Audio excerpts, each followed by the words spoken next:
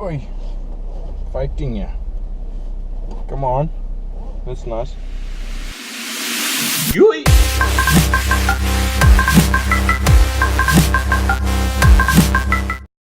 Okay. Hello. Hi. Bah. So, I have started a new YouTube channel where I can hopefully start practicing and sharing just things that I've been blessed by during the week, or potentially words God's told me to share. So let's kind of see what's going to happen and how God uses me. So this Wednesday at community group, we kind of carried on with what had been shared at church for the last couple of weeks, just general stuff on the gospel. And I kind of want to elaborate a little bit on God's grace, our faith and works, and bearing fruit, and just how all these things tie into each other. And it seemed to be like two different armies of people, different types of people who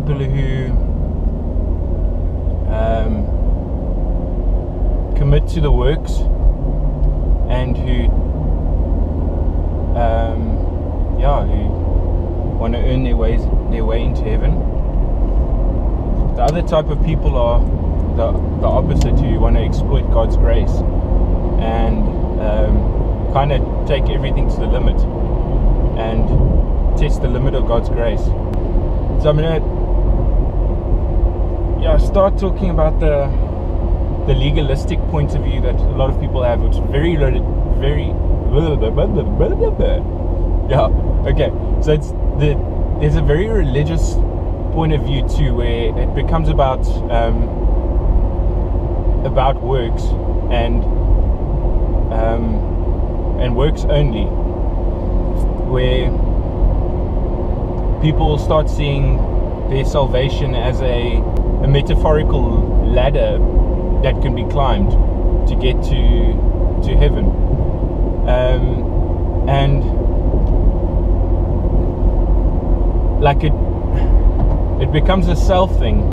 It actually gets spoken about in Ephesians.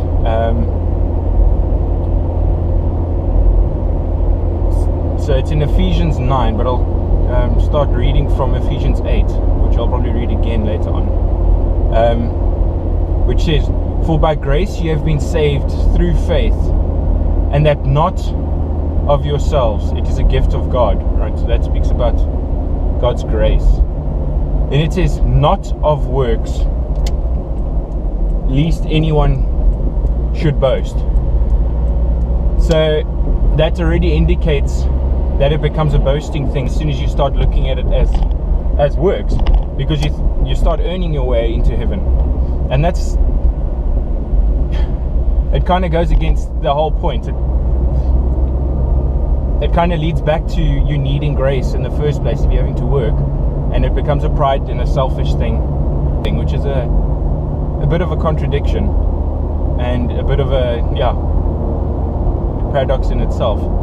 The works don't declare you righteous. It doesn't make you your work. It's not your works that define whether you get into heaven or not. And we all know this. It's part of our faith. It's Jesus Christ, obviously.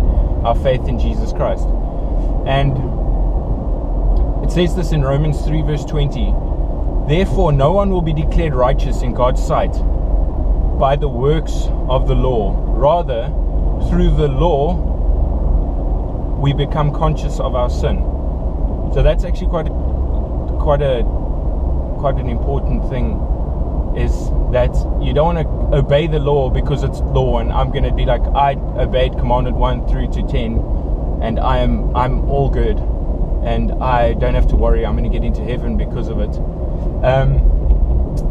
But it's like it says there, it kind of just makes you conscious of the sin and conscious of what's wrong in your life. Then there's the opposite end of this legalistic religious view, which I've known people who kind of exploit this to an extent, where they kind of just use God's grace. What does that mean? So they use God's grace as a crutch, and these people tend to take grace to the limit, and they'll live a very worldly lifestyle and exploit grace, and just so that's definitely just as unhealthy as a legalistic or religious point of view. Again, also in Romans chapter 6 verse 1, it says, what shall we say then? Shall we go on sinning so that our grace may increase? Back in the day, they were suffering with the exact same things we suffer with today, and the same issues, where we're constantly trying to find the balance between using God's grace or appreciating it, and it just becoming an excuse, and exploiting God's grace. Oh, so bad, biting the hand that feeds you kind of mentality. So just like works without faith is not that good, so is faith without works. It says in James 2 verse 26, as the body without the spirit is dead, so is faith without works. So it's kind of one of those talk the talk but not walk the walk kind of things. In Matthew it says, so it speaks about our faith should produce works as a fruit. So it says, you can identify them by their fruit.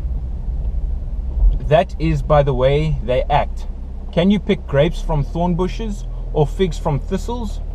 A good tree can't produce bad fruit, and a bad tree can't produce good fruit.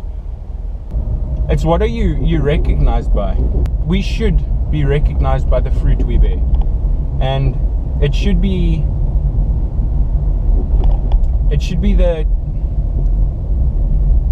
the outcome of our faith. So our faith, like I could totally have faith in my chair, but I can only really show it by sitting in it. You kind of need to bear fruit. There needs to be a fruit bearing tree, otherwise a tree is useless. The Bible even says later on in after that in Matthew that bad fruit will be cut off. And that's something we need to actually ask, is we need to ask God that are we bearing good fruit, or are we bearing bad fruit? As trees who are supposed to be producing good fruit, do we produce good fruit? And how can we continue bearing good fruit? So for by grace you have been saved through faith, and that not of yourself, but it's a gift of God. So grace, it's a total gift. It's something we don't deserve, something we just a more relatable situation on how to be grateful and thankful for the grace that has been shown. An example would be as if I was invited over for dinner with a whole bunch of friends, and I got given a free meal. There are two ways I could approach my gratefulness. Just I could be thankful, and the way I would show my thankfulness is through my works, and that would mean me essentially offering to wash dishes out of thankfulness. That's the kind of approach we should be having to faith and works, is that it's our gratitude and our faith in God as a response to his grace, and us showing that faith would be me washing the dishes and me saying thank you for the meal. So me saying thank you to God for his son as a sacrifice for my sins. I should be producing works. I should be trying to be more Christ-like and being more like the person who represents us. Do we work so that God can love us, which would be an earning thing and obviously a self-righteous religious thing? Or do we work because we love God as a response, as a God, I'm grateful. I'm super grateful for what you've provided in my life. I'm super grateful for the fact that I have this car. I'm super grateful for the fact that I have a place to stay. I have a job. I have a steady income every month that I can pay rent. I can pay for a car. I mean, it's about the response. Is that our love for God, or our faith in God and our work is a response, and our response should be gratitude. It needs to be a response, you know. Just if you're in a place where you're needing to earn. Sorry, my nose is super itchy. Stupid hair poking into my nostril. If it's not a response, and if you're doing works for prideful reasons, if I'm washing dishes because I want people to see me and build up this false facade of self-righteousness, then I've got my head screwed on wrong. We need to watch out for that. And it needs to be, just try not to repeat myself all the time, but there needs to be an attitude of attitude of gratitude. Don't you say that? There needs to be an attitude of thankfulness. And if you're in a place where you can't see whether you're bearing fruit or not, you need to pray that God reveals things in your life where you can start cutting out these bad fruits that aren't doing anything, and start revealing a place where you can produce, where good fruit can be produced. But God, where am I not producing fruit? What in my life is not reflective of who you are? And it's God's grace is just going to flow so much more through the faith we have in him, and our faith is shown through our works.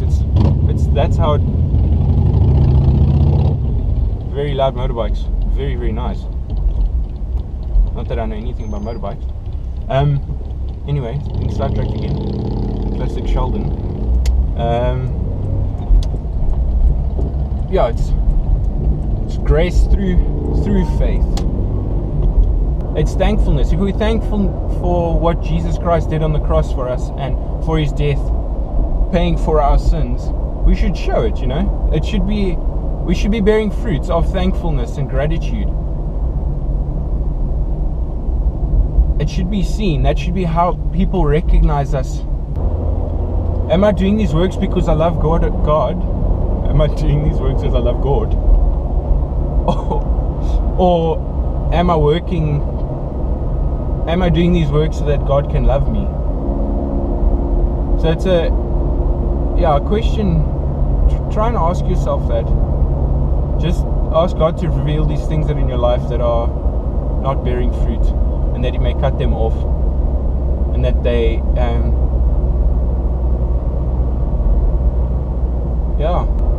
shot for listening. I really hope that people could be blessed by this, and that God could use me in this way to some extent.